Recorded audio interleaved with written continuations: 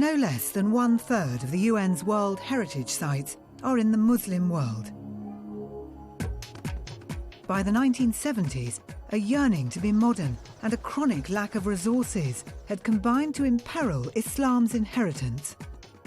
As he travelled the Muslim world, His Highness the Aga Khan became more and more concerned that this great cultural legacy was crumbling to dust.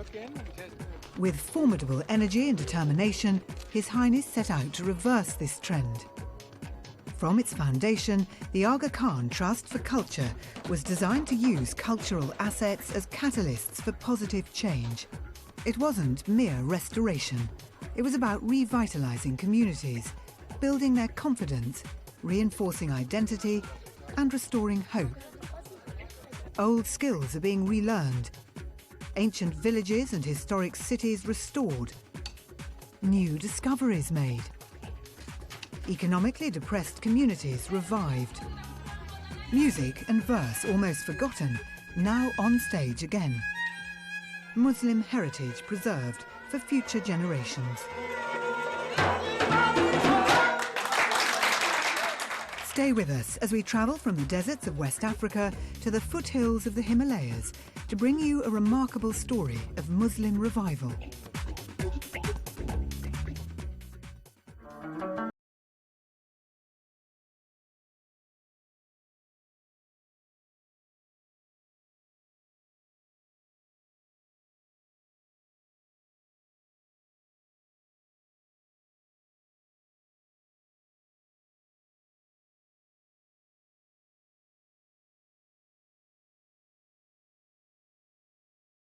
And relaxation. Creating it from a rubble dump has spurred a commitment to restoring the treasures of Islamic Cairo in the core of the fabled Fatimid city while revitalizing a rundown neighborhood.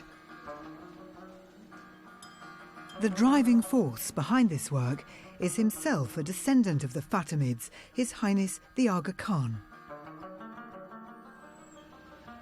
Renowned for their tolerance, the Fatimids reigned over an extraordinary flowering of the arts and sciences. Philosophers, physicians, mathematicians and architects flourished under the patronage of Ismaili imams. But the legacy of this golden age had fallen into decay. When His Highness the Aga Khan visited Cairo in the mid-1970s, he was distressed to see the work of his ancestors suffering from what appeared to be a terminal decline. And it wasn't just Fatimid Cairo. Throughout the Muslim world, landmarks of cultural identity were giving way to poor imitations of Western styles.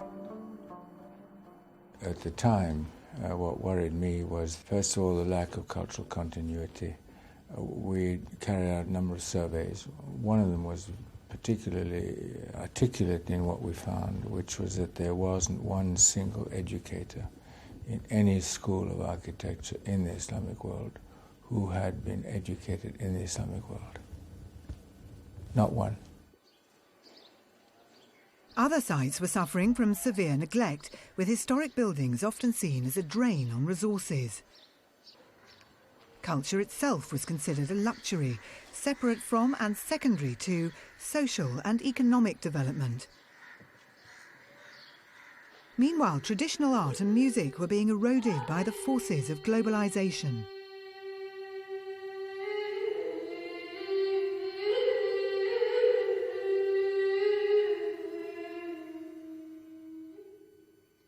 The challenge was to find ways for culture not only to pay its own way, but to become a catalyst for development. In Cairo, this meant coupling the creation of Al-Azhar Park to the development of an entire district, Darb al-Ahmar. This historic neighbourhood had been in freefall. Garbage was piled shoulder high in the streets. Drug dealers prowled its ruins. Migrant families were crowded together in decrepit housing, and landmark buildings were going to ruin. It was one of the poorest areas of Cairo, an area where social development had no horizons whatsoever, Therefore, you had more and more people coming in because these historic cities are transit areas for very often for newly urbanized populations, so you get more and more degradation. Hundreds of people from Dar al-Ahmar were employed in creating the park. The site posed several technical challenges. It had been a rubble dump for over 500 years. The accumulated debris required excavation, grading and replacement. To counter high levels of salinity in the soil, sweet sand and corrective chemicals had to be added. Over 80,000 truckloads of soil were treated. A nursery with 2 million plants was created to provide vegetation. Meanwhile, the park excavations revealed an extraordinary 1.3 kilometre stretch of the 12th century Ayyubid city wall. A huge archaeological conservation task followed, resulting in numerous discoveries that illuminated the history of Islamic Cairo. But conservation by itself was never the aim. From the outset, means had to be found to create a dynamic for broad social and economic development. By rehabilitating these environments, you create an indigenous economic process. It's not driven by tourism, it's simply driven by improvements in quality of life. People actually trade, they do their own thing in a sense. You find new enterprises coming up. If you can add in microcredit, then you add in economic support to that process. It's true that tourism is one of the factors, but I think our experience up to now is that it's more important to create that economic dynamic of that community. You can now measure changes in disposable incomes, in access to education, in longevity, in healthcare, so all this is measurable. Restoration without a plan for the future can be a poisoned chalice, so the long-term sustainability of the project was a priority from the outset. This very important investment in financial terms that are made through the Aga Khan Trust for Culture will make little sense if they were lost by what I will call the lack of sustainability. So from the very beginning, when the Trust for Culture decides to enter into a project, is in looking at the real possibilities to make it financially viable. The experience of Cairo Park, which has now been open to the public for 2.5 years, is that the sustainability has been achieved. Apart from creating 1,000 new jobs, the park has generated already a surplus of income over expenditure. That is what is financing this development, and we hope will be financing the development of the services of interest to the community for a long-term future.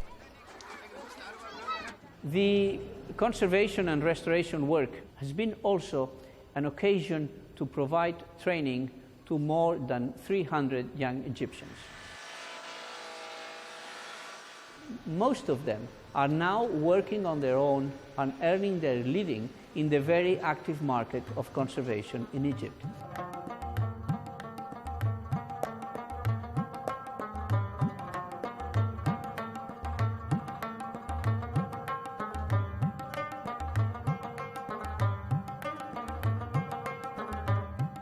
Some 14 registered monuments, 6 public buildings and 82 houses have been restored so far, adding new lustre to old Islamic Cairo. We're done with the injection, we're done with the plastering consolidation, and now we are doing like a reinsertion of wooden beams in order to reconstruct the upper part. Al-Azhar Park is a flagship project of the Aga Khan Historic Cities Support Programme. To date, the programme has been involved in some 20 other revitalisation schemes. Sites such as the Great Mosque of Mopti in Mali, one of the largest mud brick buildings in the world.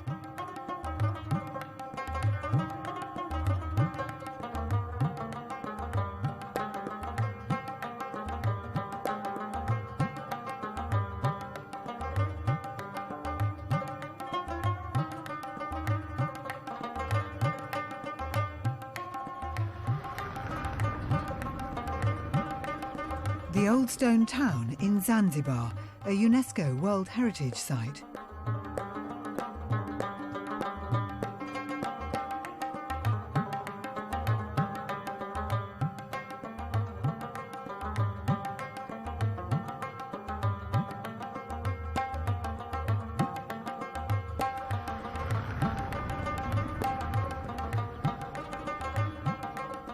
In Afghanistan, the tomb of Babur, the first Mughal emperor.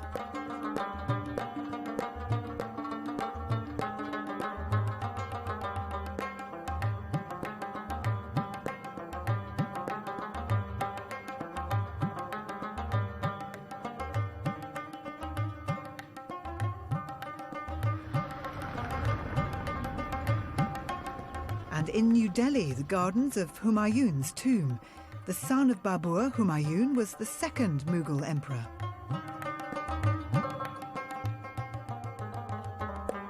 Forthcoming area development projects include the Nizamuddin district, not far from Humayun's tomb, and the walled city of Lahore in Pakistan. It's a portfolio of projects that includes some of humanity's greatest cultural treasures. In Syria, the citadel of Aleppo is among the oldest human habitations in the world.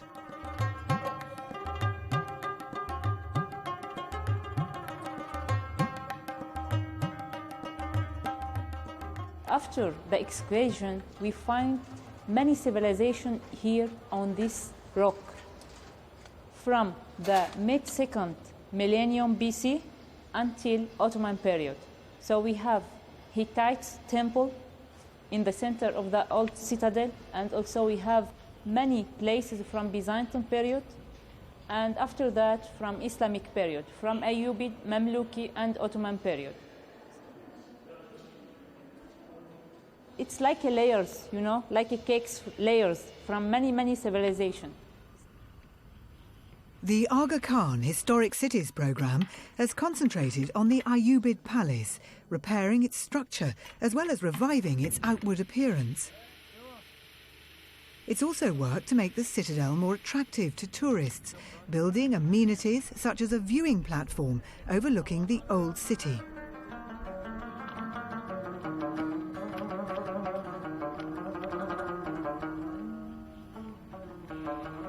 A few kilometres to the southwest of Aleppo is the castle of Salah ad-Din. The site was first used in the 1st century BC. In the early decades of the 12th century, it was occupied by the Crusaders. And in 1188, it was conquered by Salah ad-Din. That the castle fell at all is testament to Salah ad-Din's military genius, for the Crusaders had built awesome defences. Chief among these is a ditch running 156 metres along the east side of the castle. 20 metres wide and 28 metres deep, the ditch was hewn from the rock, with a tapering column left behind to support a bridge to the castle entrance. Arab additions to the castle include a mosque and a palace with bathhouses and courtyards. Here, as at Aleppo, the Aga Khan Historic Cities programme has worked to restore the ancient masonry and to improve people's access to this remarkable archaeological treasure.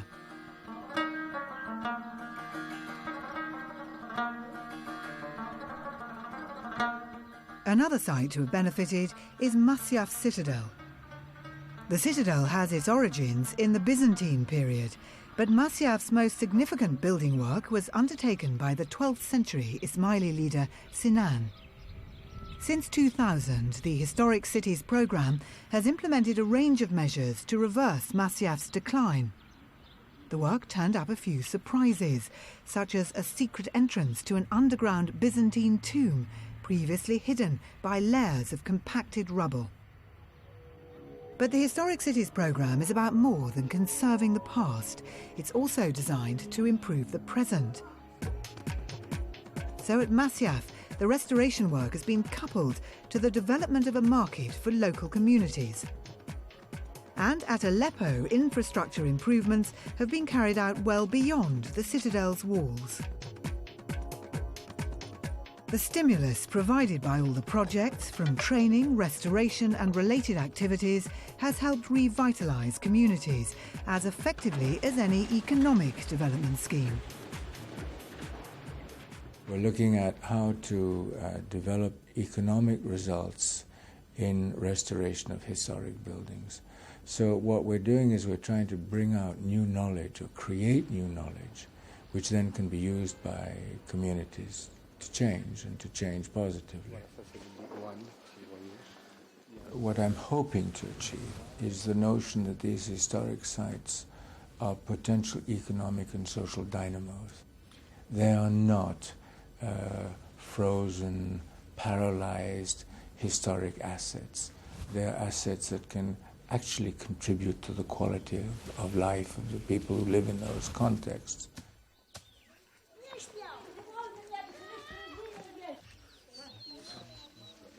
We consider culture as a capital.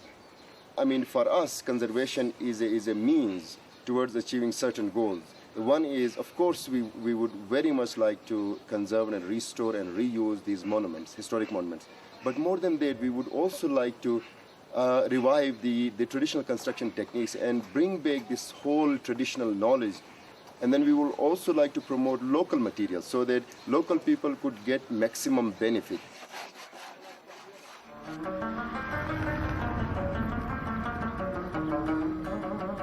In Pakistan's northern areas, the Historic Cities programme has focused on 3 ancient forts, Baltit, Altit and Shigar.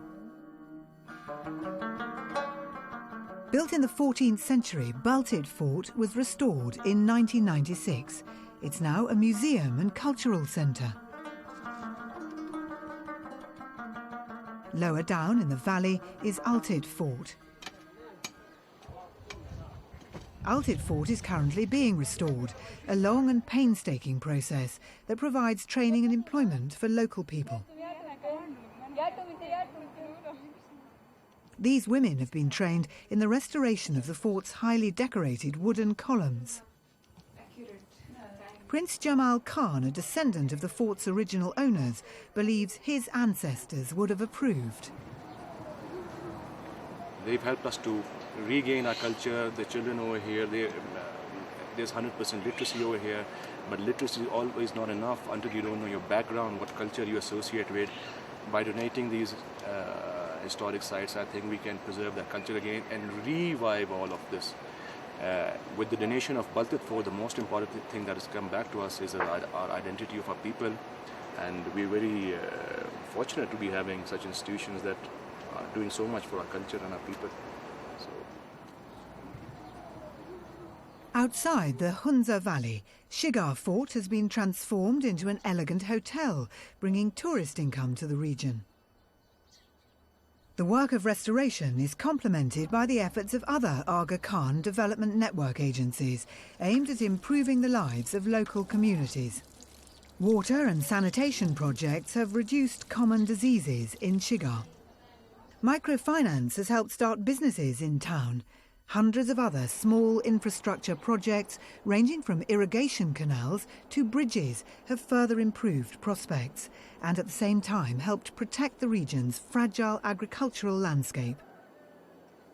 New buildings were taking up precious arable land, but with the addition of modern amenities such as sanitation to traditional housing, people have been able to return to their ancestral homes, and the pressure on this unique environment has been eased. I'm a deep believer in the fact that if the environment is good, people live a better quality of life. They're more stable. Their children grow up in a better environment. Their horizons are more stable. It's not a one-generation exercise.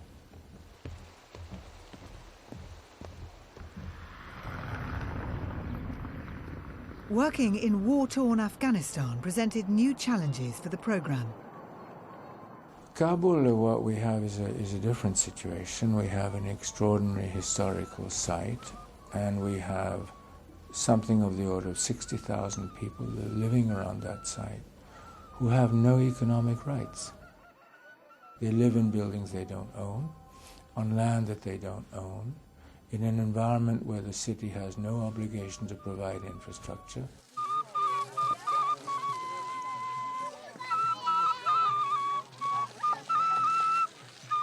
As in Cairo, the Trust's work in Kabul is designed to improve people's well-being through the restoration of an ancient garden, the Bagh-e-Babur.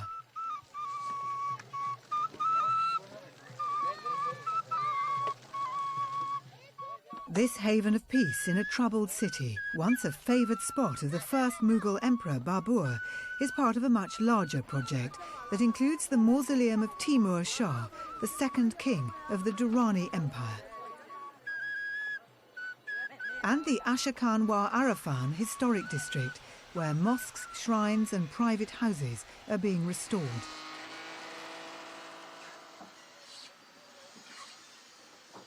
Other projects in Herat province have a similar purpose, to preserve the landmarks of cultural pride while providing an economic stimulus to the surrounding area.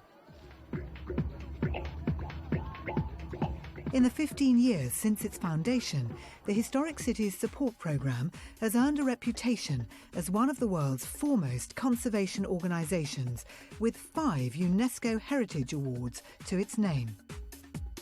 The roots of the programme go back to the Aga Khan Award for Architecture, founded by His Highness in 1977.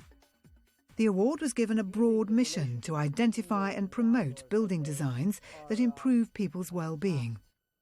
It's now widely regarded as the world's most important architectural prize, in part because the selection process is so rigorous, taking up to 3 years. It's such a prestigious award, and it's in every sense a very discriminating award, so I think it's enormously respected. It's not an easy award to win, and you can see that by looking at the track record of the programme.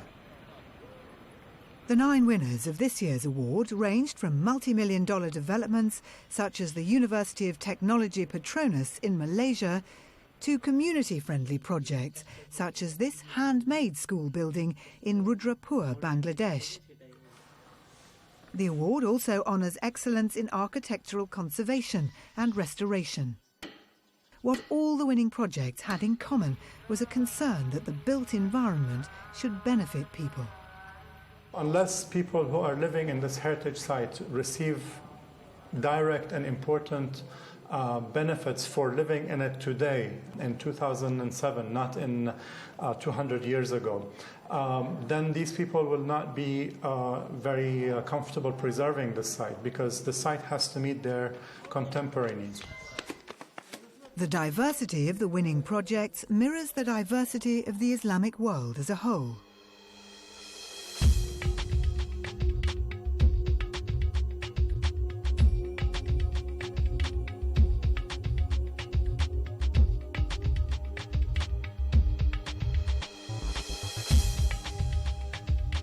In a way, I've never been on an architectural jury where you're looking at handmade buildings to skyscrapers and everything in between.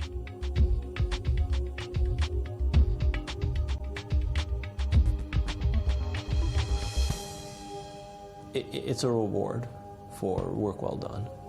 It's encouragement to continue doing what they do. It's an example of what we think others should be doing.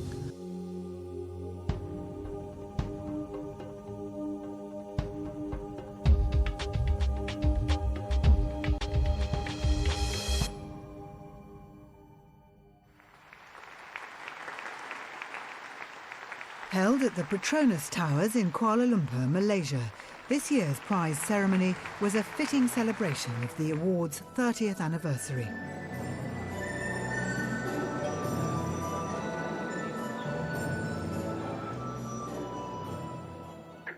The Award for Architecture and the Historic Cities Support Programme are central pillars of the Aga Khan Trust for Culture. In support of these programmes, the Trust also provides learning resources via the website archnet.org and collaborates with an endowed Centre for Muslim Architecture at Harvard University and the Massachusetts Institute of Technology. Historic buildings are concrete evidence of the existence of other cultures and of the connections between them. As such, they're an important resource in an age when some would seek to drive a wedge between Islam and the West.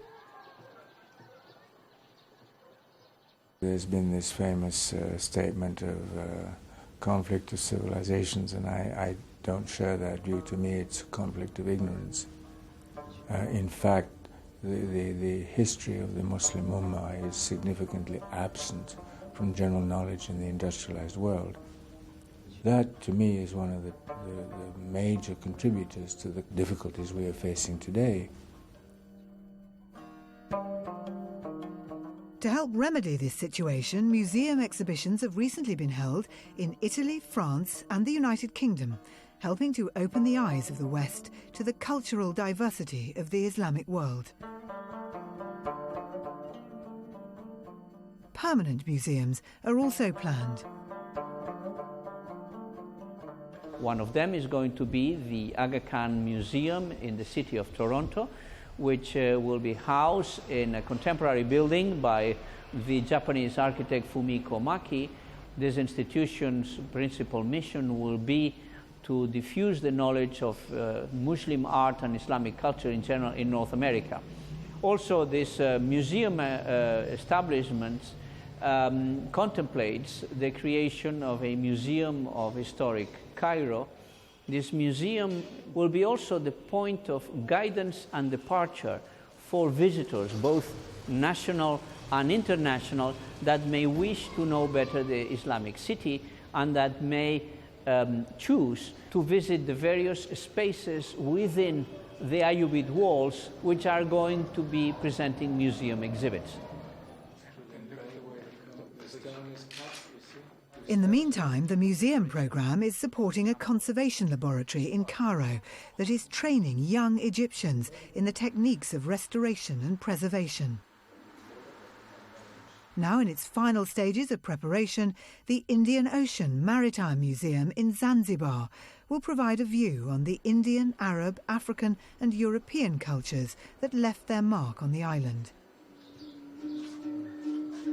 Museums are not just repositories of culture. Like landmark buildings, they speak of other histories and other influences beyond the ones we might have learned or perceived. They illustrate the pluralistic reality of the world's interconnected cultures. This idea of cultural and social pluralism lies at the heart of His Highness's own philosophy. I think the pluralism of societies is an absolutely critical issue. And if pluralism is not valued, as I think it has to be, we will continue to find situations in the developing world which are going to be very, very bitter indeed, and I'm very worried about that, frankly. Most of the conflicts we've seen in recent decades all have had a component of conflict amongst either religions or tribes or ethnic backgrounds or linguistic backgrounds. People who don't value the fact that they live in pluralist societies. And I don't think people are born into valuing pluralism. I think you educate about pluralism.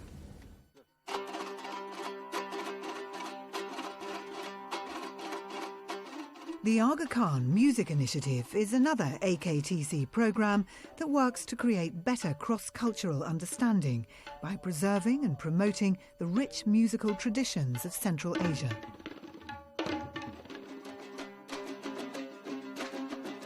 The initiative supports music making at school level. Some 3,000 students have benefited so far. It's also documented local traditions and established workshops for building musical instruments. Meanwhile, international tours and CD recordings have taken the music to new audiences, revealing an unknown part of the world through its culture.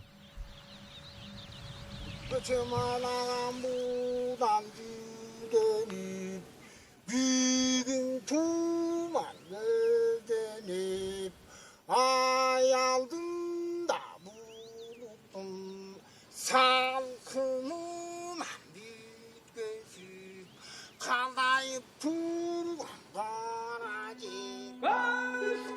The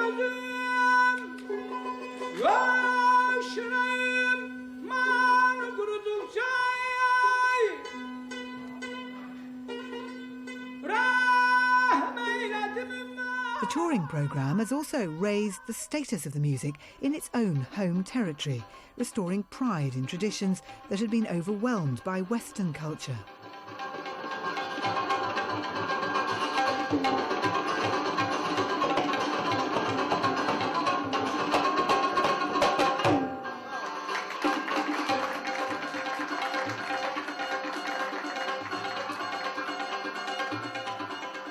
The many different activities of the Trust for Culture are all informed by Islam's humanistic tradition of service, charity and knowledge building.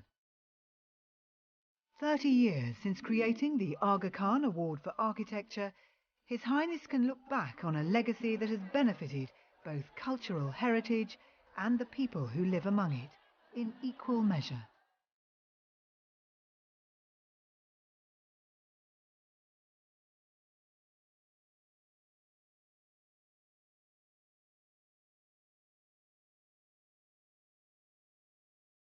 It's part of the ethic of Islam. It's not philanthropy. It's that you have a duty to share what you do not need yourself. If Allah has given you the wherewithal to share, you share. And you don't share on the basis of handouts. The best of giving is what enables people to become independent. That is, you don't give philanthropy on an ongoing basis. If you can give philanthropy, it's to make people capable of managing their own destinies.